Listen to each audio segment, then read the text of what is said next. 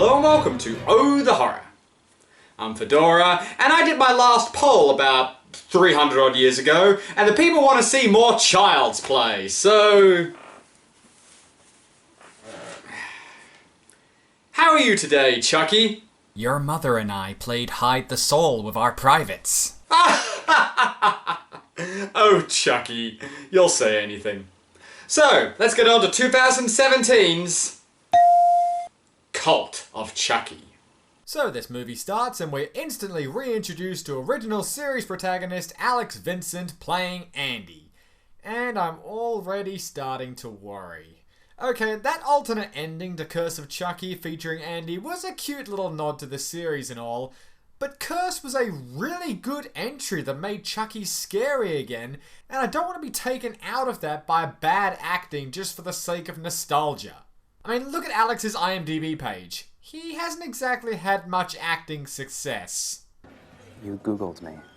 Sorry, dude, it's kinda my job. And in doing so, we see that Child's Play is the majority of his credits. Hey, what's this? Dead Country?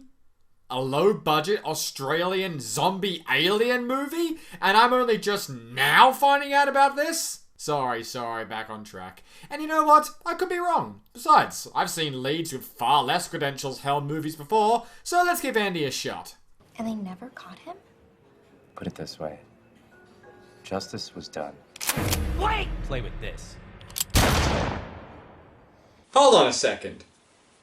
The alternate ending to the last movie is the canon ending that leads into this one? Oh no, my brains. After getting dumped, Andy returns home to the Krampus cabin in order to drink his sorrows away with his one true love, Chucky's frickin' severed head, which he keeps to routinely torture with his Tumblr poster arsenal, and apparently just talk to, as he seems to have no one else in his life. Chucky's body, meanwhile, has spent the last 4 years looking for a vent to burst out of.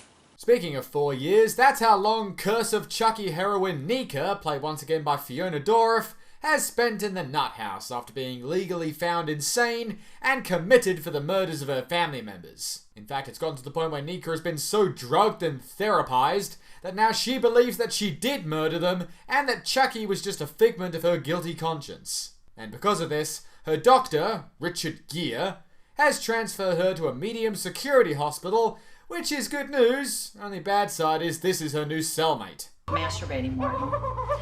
Nah, all things considered, this place actually looks kind of okay. At least the guards aren't instantly trying to rape her. Big thumbs up by horror movie nuthouse standards. You in an accident? I was born like this. My husband has MS. I don't let it keep him from living his life. Thank you for that random bit of inspiration, despite her not displaying any misery to you about her paralysis. But okay, thanks, I will live my life to the fullest. Confined to this hospital for the rest of its natural runtime. Jesus, look at this place. Is this mental hospital located inside that Aha Take On Me music video? Angela, we can all see you. Fuck you! Oh great, fake out jump scares, my fucking favorite. Ah, so this must be the love interest of the movie, so go ahead and introduce yourself then. I'm Michael. And I'm really sorry about arresting you in the last movie and then getting my throat slashed. Well, that was quick. They didn't even get to play the romantic soundtrack. Unfortunately, the rest of the medium security patients aren't quite as welcoming, naturally having concerns about the what they believe to be mass murderer living with them. So Nica's doctor, who I guess works here too, tries to calm them down with a group hypnosis session so they can learn their dream powers. Oh, that's a different movie. Whoa, guys, a little quick whipping out the merchandise so you don't even know if the movie's gonna do well or not. No, it's a therapy good guy doll, which hand that rocks the cradle here really takes a liking to. But more importantly, Nica then gets a visit from Tiffany, who seems to be the legal guardian of her niece, who is dead. What? But on the bright side, she did bring Nica a second good guy doll to play with. Then it turns out the twist is that's actually the Tommy doll from Child's Play 2, Back for Revenge. That night in Hellraiser Inferno, bloody hell, who did the architecture of this place? Chucky begins to sneak into Nica's room to finish her off, Not sure why though. She is doing your time and everyone thinks that she's insane, but whatever. Also, I don't know how you got from being a member of the Talking Heads to having a body again, but okay, I guess we'll find that out later. Upon getting to Nica's room though, Chucky finds that she's attempting to kill herself over her grief of Alice's death. And I guess his best friends till the end senses kick in because he then actually saves her life. Chucky, you can't just stitch someone's slashed wrist back together. What about infection? What about blood loss? Oh, I'm sorry. Which one of us here has the medical degree? Well, he certainly got me there. Instead, he killed a different patient that night and made that look like a suicide. And we then cut back to Andy, who still has Chucky with him? Wait a minute. Is this movie gonna go where I think it is? I mean, Chucky has had multiple doll bodies in the past, but they all got destroyed in earlier movies. But what if something happened, like they got repaired somehow, and still had a fragment of his soul left behind in them? You thought this movie was pulling another Child's Play 2 with multiple Chuckies, but only one of them is alive? Psych! Both dolls are trying to kill you! Ah, but wait, there seems to be more to it than even that. After Michael gets pushed into a grave with one of the Chuckies in it, he comes out looking suspiciously more rapey than before. Turns out Chucky's latest superpower is being able to say the voodoo chant in less than 17 hours for once. Oh no, he's killing someone with a shattered glass ceiling again. No, Andy, don't look at your laptop! What the fuck? Obviously, due to the recent deaths, the Doctor is somewhat suspicious of Nica, so he decides to hypnotize her to try and get the truth out. Except not really. He just plants the idea in her head that she's a murderer, while revealing that he raped her multiple times under previous hypnosis sessions, and then erased her memory. Holy shit! And they call me sick? This guy is diabolical. I have standards. I may stick a knife in you without your permission, but never my penis. We then get a couple of weird Rob Zombie-esque segments before Nica wakes up to business as usual in the cafeteria. Even Doctor She Can't Say No If She's Unconscious is alive. Kind of a blur. You assaulted me, Nica. I'm not used to my partners moving. This is very upsetting for me. That night, Andy starts on his way to the hospital to rescue Nica from the Chuckies. And what does he do to get in? He punches out a security guard, which immediately gets him committed.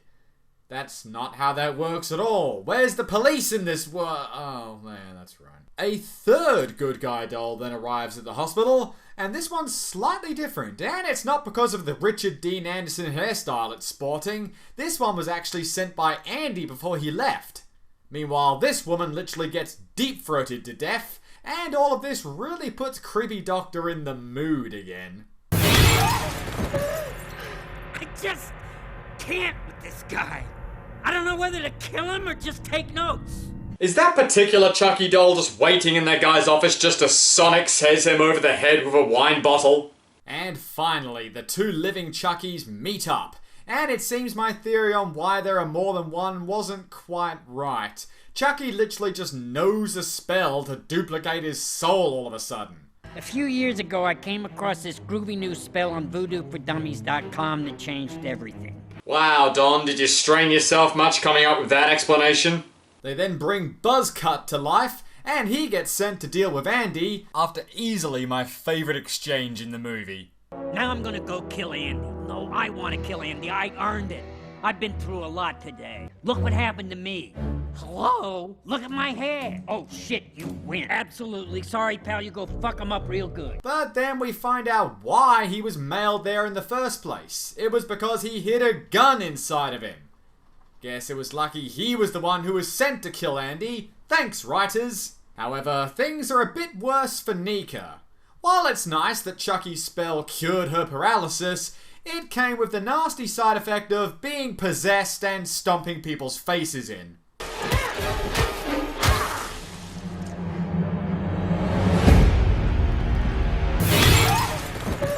Nica Chucky then relocks Andy in the room to supposedly frame him for all the murders, and then just strolls out to meet up with Tiffany. Kiss. Kiss.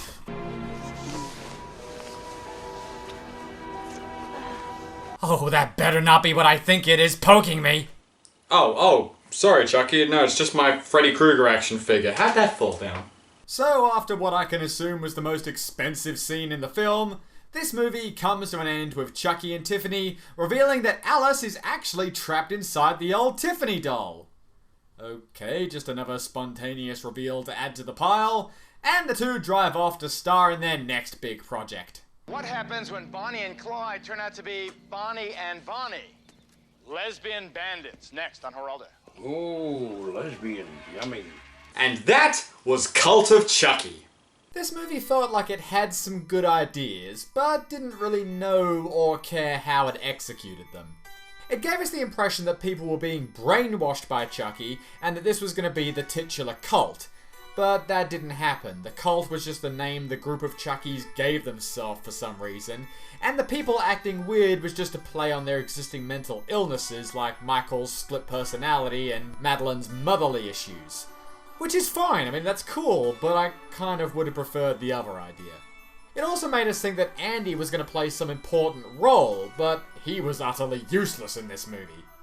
And the multiple Chucky thing, while really cool and could have been worked in really well, was written in as just a complete and utter arsepull. The movie had an interesting look to it and some really satisfying death scenes, but while Curse felt like a revitalization to the series, this just feels like they had more ideas than they knew what to properly do with, and it's kind of clusterfucked that way. Also, I know you're excited about this. This movie also has a post-credits scene.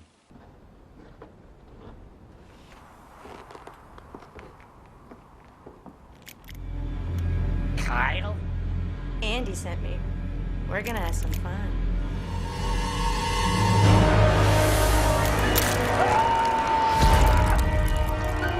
Well, I sure can't wait for the next movie where Tyler from Child's Play 3 comes up and ironically shoots Chucky in the face with a machine gun full of blanks. Well, that's all from me for tonight, so I'm Fedora, this is Oh the Horror, save a screen for me, and we'll see you next time. You. Yes, me.